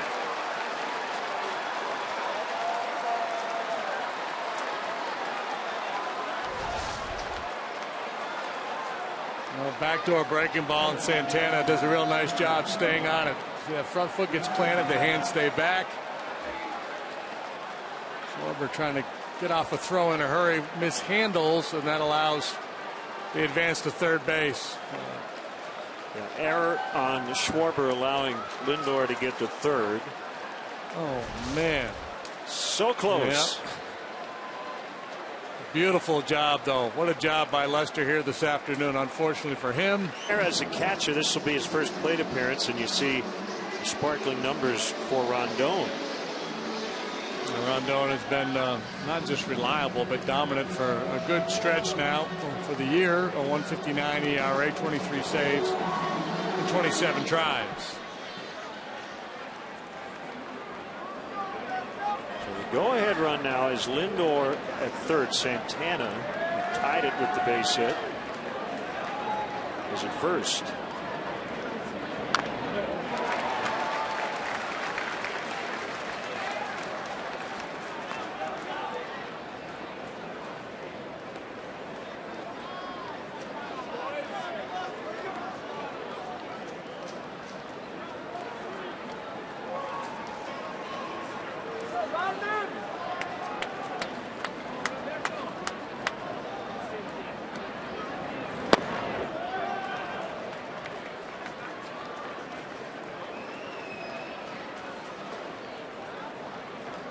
Rondon got the save in game 3 of the Braves series. A 9-7 Cub win. Pitched a scoreless ninth, 1-2-3 with just 6 pitches.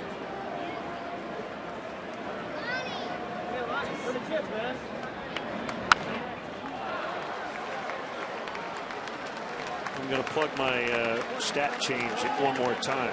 Whoever wins this game, if it happens in the next inning or two, the winning pitcher should be that team's starter. Yeah. Because there will be no chance anybody out of either bullpen will have been better than Lester or Kluber. Timing is what makes the difference. Runner goes from first. That's Santana. No throw by Ross.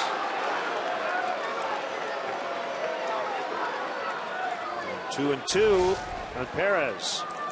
Ross again setting up off that outside corner. A little slide piece from Rondon just off the edge.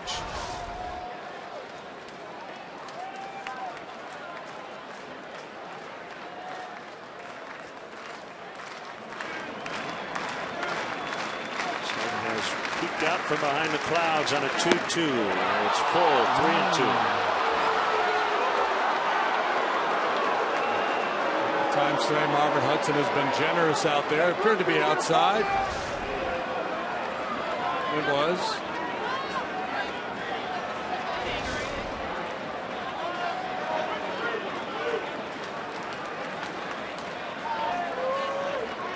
Lonnie Chisenhall is on deck for Aviles. 3-2. The pitch bounced toward third. Bryant's got it, and the inning is over. So the Cubs will try to win it when we come back. Coghlan, Rizzo.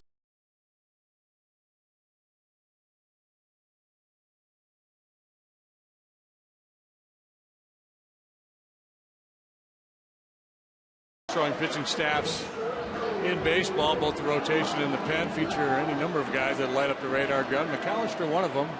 Mid to upper 90s fastball. Slider, curve, and once in a great while a change.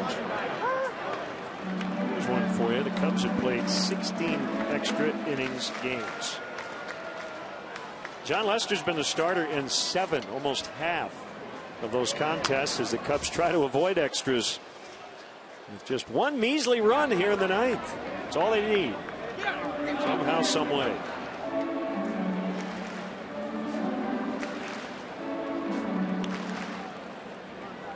Crockett, the lefty's already been used, so McAllister must be Terry Francona's go-to righty against lefties. He's got Coghlan and then Rizzo.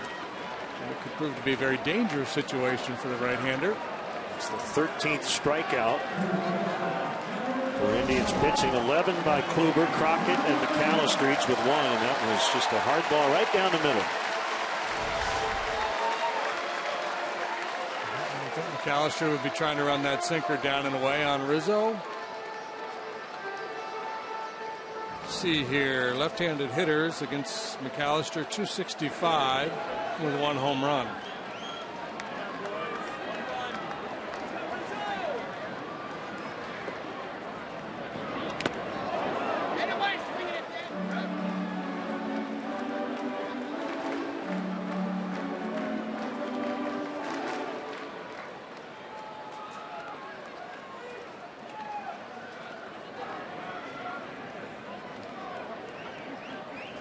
Anthony may have moved off the plate a little bit.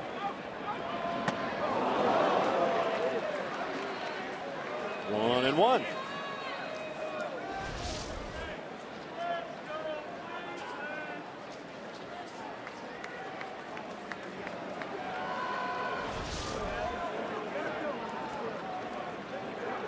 Going back up. Yep. It was well executed by McAllister.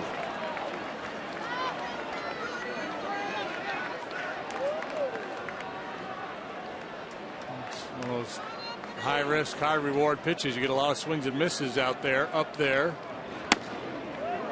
McAllister, born in Peoria, Illinois, went to Illinois Valley Central High, Chillicothe.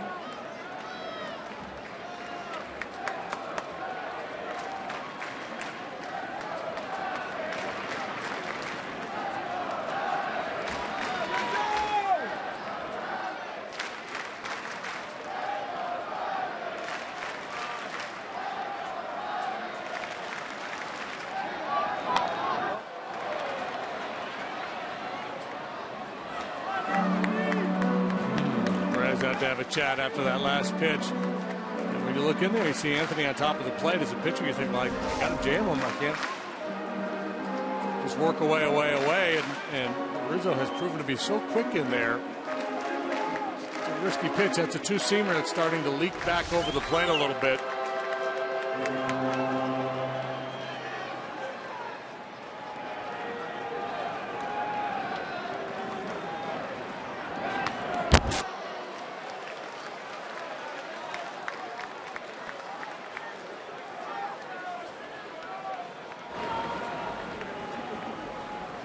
Attacking with that elevated fastball. A little bit surprised they haven't tried breaking ball down. 6'6" right-hander on a 2-2 to Rizzo. There's that pitch down. Didn't offer at it. 3-2.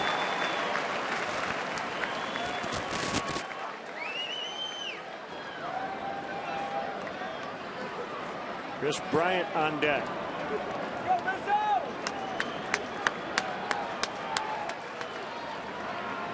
Comes. We'll do it again.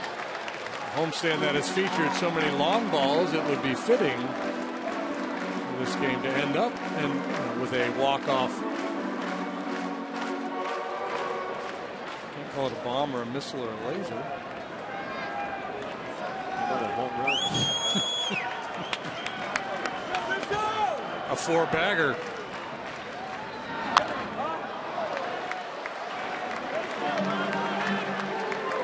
Was a fan of Dinger.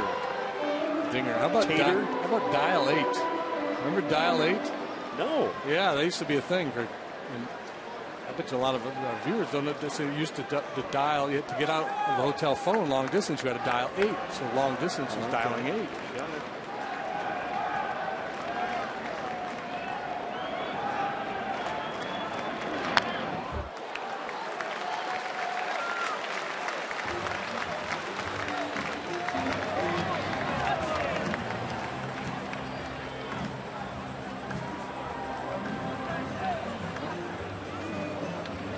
they've done a pretty good job staying out of the happy zone. A couple shots way down low, and then everything else up above the hands.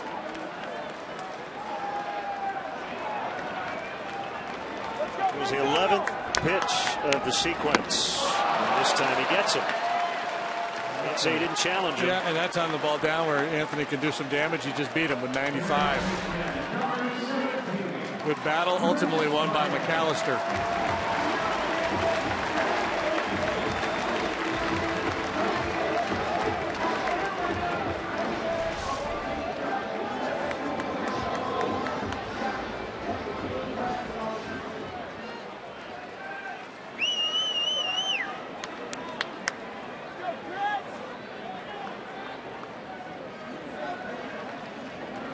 Bryant with 2 outs. High fly ball out in the deep right. That ball is gone. Cubs win. Cubs win 2-1. He dialed 8. He did dial 8.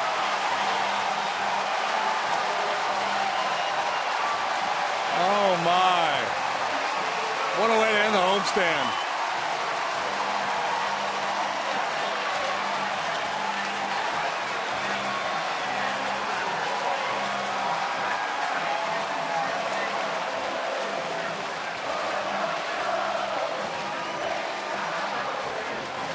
What a blast.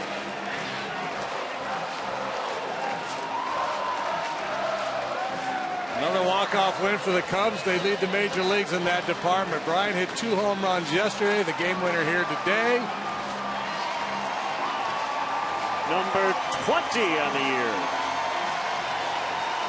The last 12 have been at Wrigley. All but 3 have been hit in his home ballpark. Get it up in a jet stream.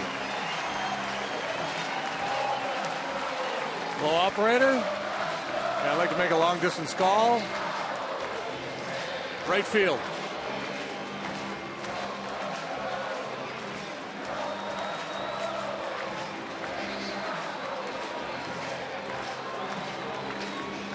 Look at Strop.